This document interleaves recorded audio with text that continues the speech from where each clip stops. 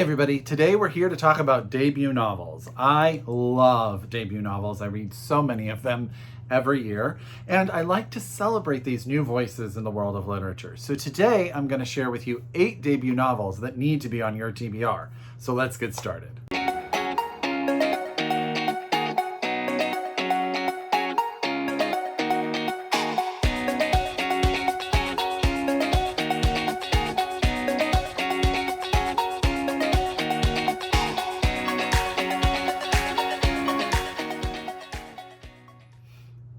Hi everybody and welcome back to my channel. It's Russell with Ink and Paper Blog. How are you all doing today? Of course, I hope you're happy. I hope you're healthy. I hope you're safe. And of course, I hope you're reading an amazing book or 2 or 3. The weather's a little bit cooler up here in Northern California, so it is nice outside. The windows are open. I have been reading. It's been lovely. Work, as always, is super crazy, but it's heading into the Labor Day weekend here in the United States, and I'm taking a few days off. I've actually maxed my vacation time at work, so I need to take a couple of days off, and I'm going to see some friends and have a really, really nice long weekend. But today I am here to talk to you about debut novels. If you have been a fan of my channel, you know that debut novels have been a staple on this channel because I absolutely adore them. And they often wind up being one of my favorite or my favorite read each and every year. So today I'm here to share with you 8 debut novels that I think need to be on your TBR. Now, 4 of them I have read, and 4 of them I have not. I've actually started 3 of the 4 that I have not read. I sort of dive in to see what I want to read next. So I have gotten into most of these books. So I have some insight on why you need to read them because they're all going to be fantastic. So get out your pen, get out your paper, get out your Goodreads, however you keep track of your TBR. If you are so able, please order these books from your local independent bookstore.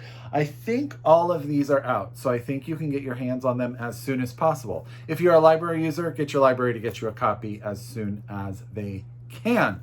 So the first book we're going to talk about is actually going to be in my wrap-up, which is my next video for my channel, but it's such a phenomenal debut novel. I absolutely have to make sure that you are all reading it, and that is Ghost Forest by Pik-Shuen Fung, out from One World. I have to tell you, I think I've talked about this one. I talked about it as an upcoming read, and I think I've even talked about it as something that I was reading and absolutely loving, but this book is brilliant. So this is the story of a family who, at the beginning of the book, they all live in Hong Kong.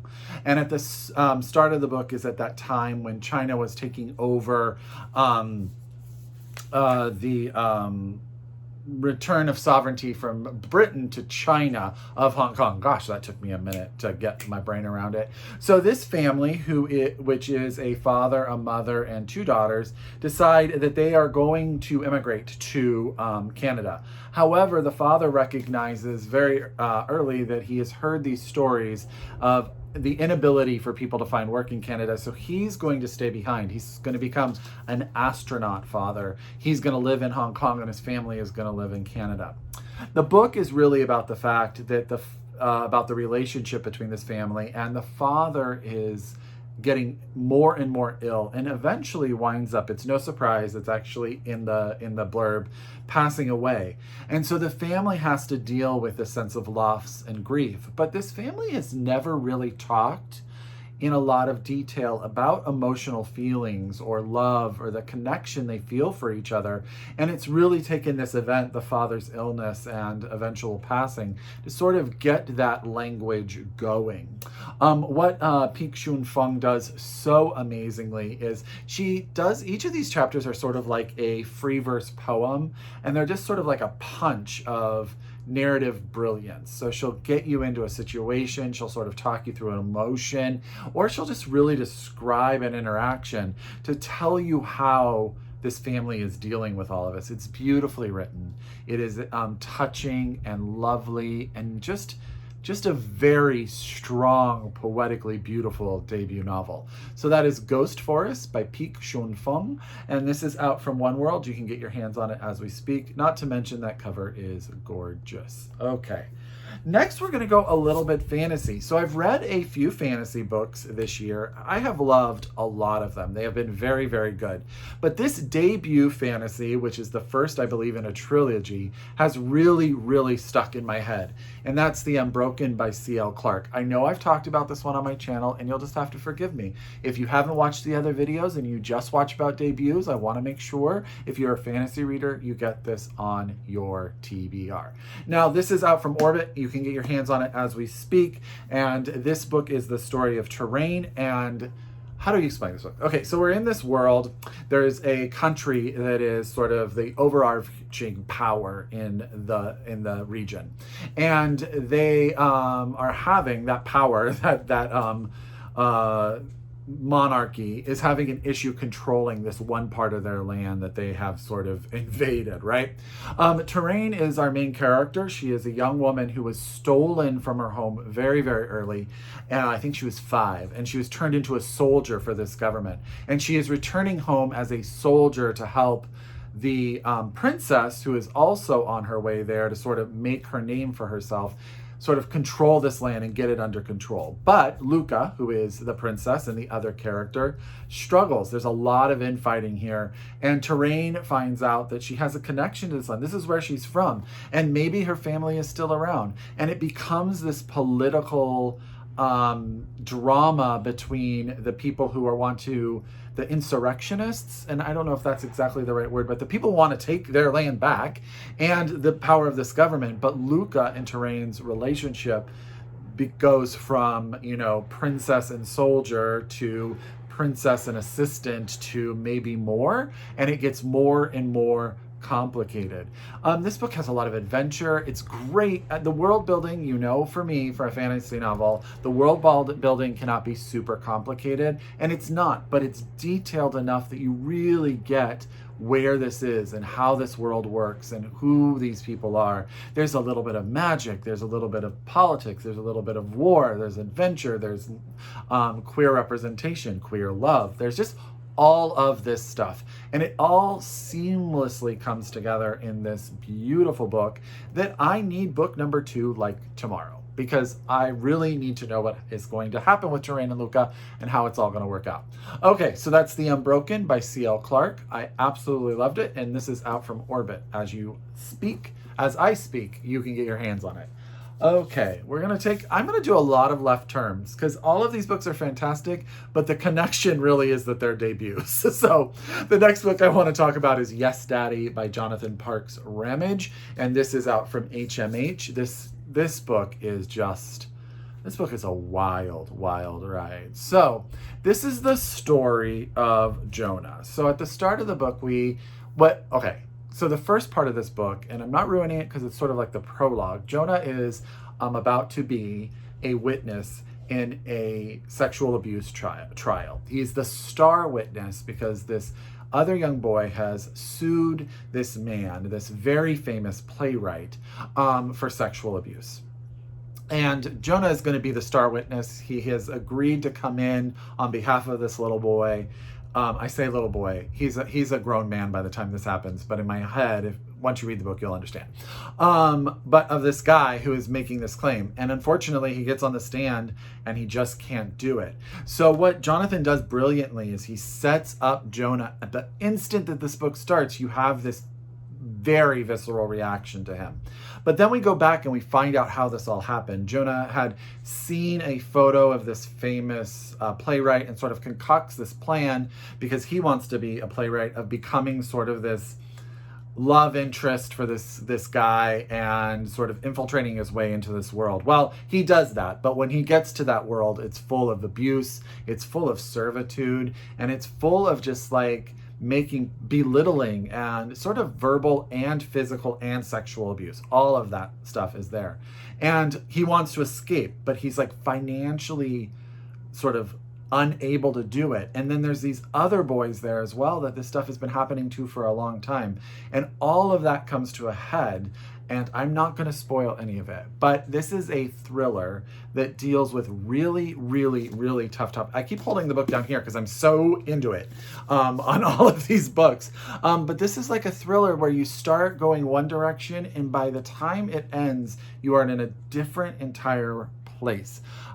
You know, there are some trigger warnings if you are a person that doesn't want to read about, you know, sexual violence and sort of just emotional violence and stuff like that. If that is too heavy for you, this book may not be for you, but it is really well done, and it is really powerful and also very complicated, and Joan is frustrating, and there's just a lot going on in a very, very brilliant debut novel. So that's Yes, Daddy by Jonathan Parks-Ramage, and this is out now from HMH. Okay.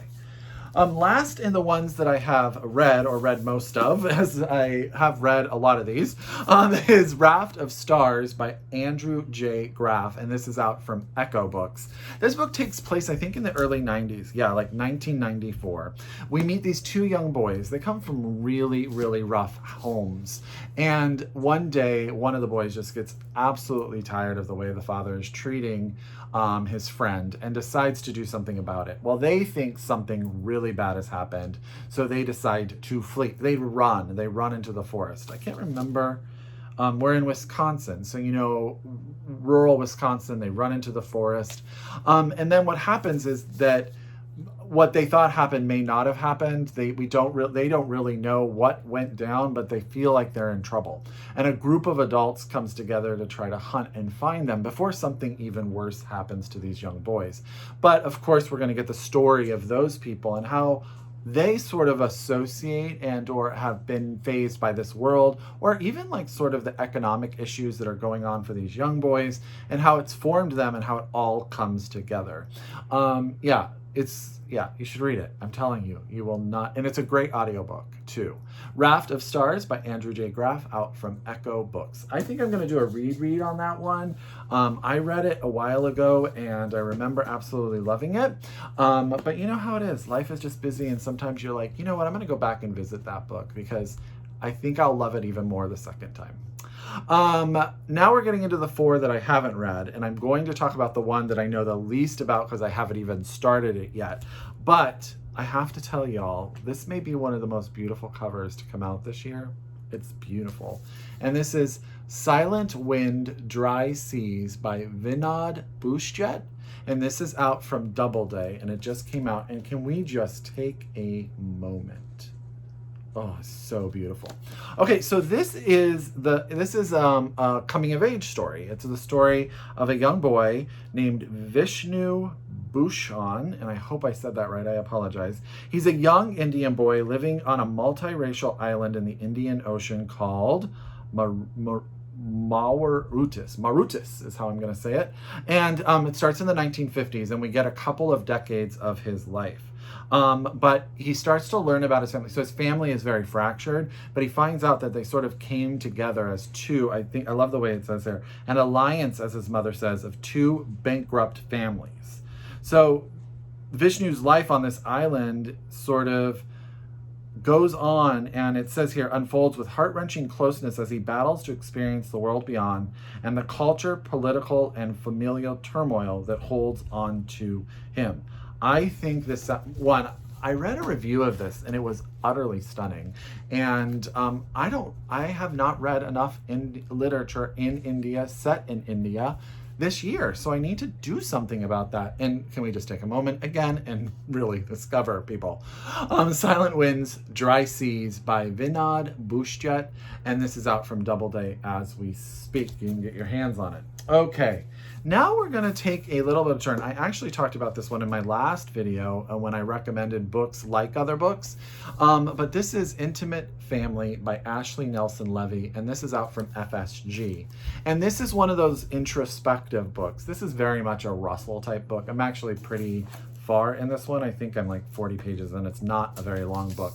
But the author, Ashley, is actually, she co-founded Transit Books, who they're just so amazing. So I absolutely love her already. And then she puts out this brilliant novel. This is the story of a young girl who has been asked by her brother to write, I say young girl because everyone's younger than me.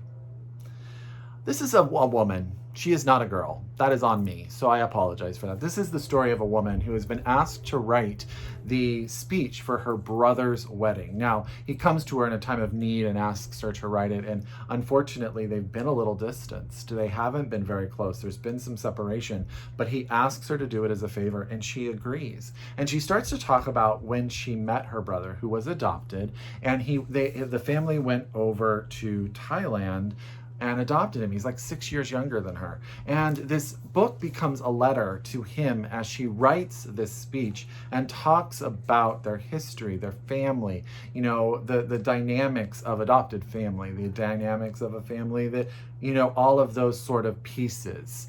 And also relationships and complications. And, you know, the main character is dealing with her own infertility issues and health issues, and she's trying to work through that as she has a conversation with her brother. So this is Immediate Family by Ashley Nelson Levy, and this is out now from FSG. Okay. Next, we're going to go to a couple of nuns, because that's what everybody wants to do, right? And we're going to talk about Agatha of Little Neon by Claire Luchette. This is also out from FSG. This book is the story of a group of nuns. They live in a house, and they take care of people, and that has sort of been their connection, their group. They've been together. They are sort of like a little family. When they unfortunately get evicted and they have to move locations, and they move into sort of this halfway home, and they have to go back into the real world. And Agatha goes into teaching to sort of save, you know, the connection between her sisters, these women, and what they have brought to and with them. Does that make sense? And when she starts to sort of go into the real world again, sort of out of the seclusion that they've been living in, it starts to take a toll on who she is. Or maybe I should say it starts to inspire her to become someone that she was meant to be. I think that sounds better, right? I'm really excited about this one. I've actually started it, and it is very, very good so far. So that's Agatha of Little Neon by Claire Luchette, out from FSG. You can get your hands on it. Okay, last but not least, out from Scribner is Damnation Spring by Ash Davidson. And this was almost my book club book pick, but we decided on another book, so that means I need to read this one myself. And again, I actually have started this one, and it is very good. Set in 1977 in California, in the redwoods of California. We meet a man who is just, his family has been part of the logging industry for ages. And he is now at this point where he has decided to invest all of his family money and his money and the wife, him and his wife's money, into buying a plot of trees because he thinks it's going to have huge financial gains. But, you know, logging is very dangerous work. And he really wants to do better for his son and for his wife and all of that. And so all of their money goes into this. But then Colleen wants to grow their family. That's his wife. And she's looking to grow the family and take care of the family, but she's having problems getting pregnant again. And she starts to notice that there's been a lot of pregnancy issues around the community.